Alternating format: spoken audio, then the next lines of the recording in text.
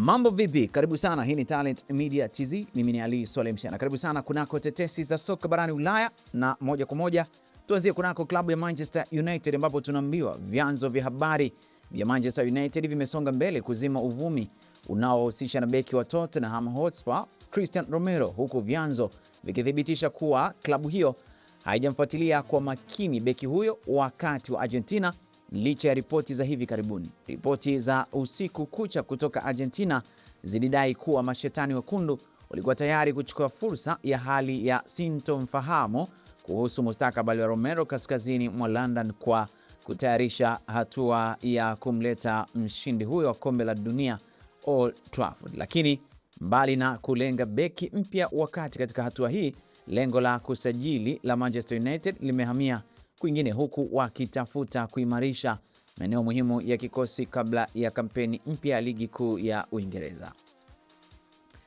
Taarifa hiyo utaweza kuisoma zaidi pale kunako Team Talk, umeweza kuripoti undani wa taarifa hiyo. Sasa Bournemouth tunaambiwa inasalia na matumaini ya kuepusha nia inayoongezeka ya Alex Scott licha ya Liverpool kuzidisha harakati zao, huku Andoni Iraola akitamani sana kuungana na kiungo huyo.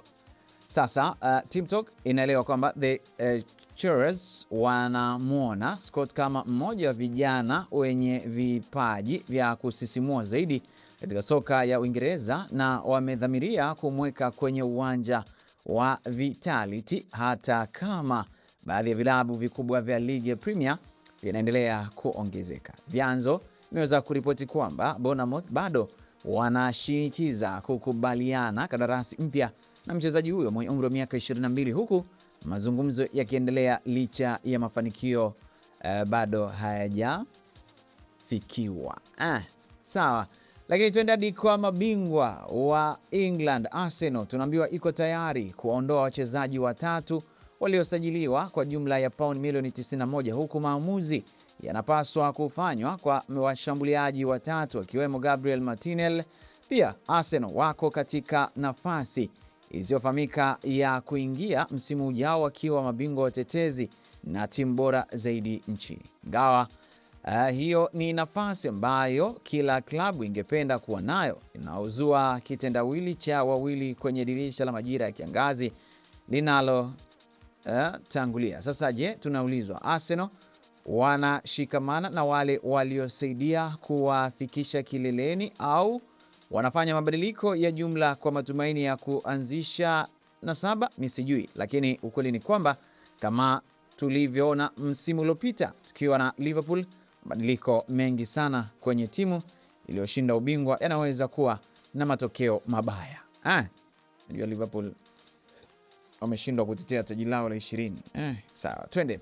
Sasa tukienda hadi pale the Reds Liverpool, tunaambiwa ndio Liverpool ndio mstari wa mbele kusajili winga aliyechangia mabao 31 katika msimu wa 2025-26 na atawasili kama vile Yan Diomande si mbadala yake. Kulingana na ripoti, Liverpool wanaboresha safu zao kubwa msimu huu wa joto, huku Mohamed Salah akichukua vichwa vya habari katika suala hilo. Hata hivyo, tunafahamu kuwa Liverpool wako tayari kumtumikia Cody Gakpo kama pambano la uzito wa juu ili kumpata Yan Diomande kutoka RB Leipzig. Hata hivyo, kama hilo halijatiki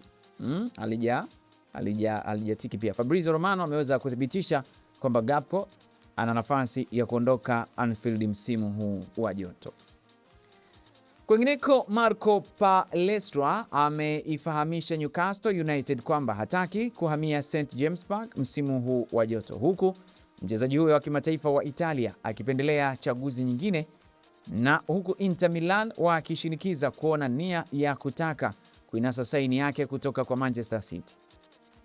Team Talk inaweza kufichua kwamba vyanzo vilivyo karibu na hali hiyo vimepiga stori na kusema kwamba Newcastle ilifanya mawasiliano kutafuta uwezekano wa kumnunua beki huyo wa pembeni wa Atalanta, lakini mchezaji huyo mwenye umri wa miaka 21 amebainisha kuwa kwa Tyneside sio sehemu ya mipango yake ya sasa. Palestra walikuwa wanalengwa sana na kikosi cha Eddie Howe, huku wakiendelea kurekebisha safu zao za ulinzi kabla ya msimu mpya. Kwengineko, Jan-Paul van Heek anataka kujiunga na Tottenham Hotspur na kucheza chini ya meneja Roberto Zeeb licha ya Liverpool kujaribu kumshawishi kuhamia Anfield kwa mujibu wa ripoti, huku TikTok ikiweza kufichua ni kiasi gani Brighton na Hove Albion wanamtaka beki huyo. Mnamo Juni 8, mdau mmoja huko ameweza kutoa taarifa, anaitwa Graham Bailey, ripoti kwamba Tottenham wamedhamiria kumsajili Van Heek kutoka Brighton na Hove Albion katika dirisha la usajili la kiangazi. Vyanzo vimetuambia kuwa Tottenham wamekuwa kwenye majadiliano ya kazi na Brighton kuhusu mchezaji huyo wa kimataifa wa Holanzi.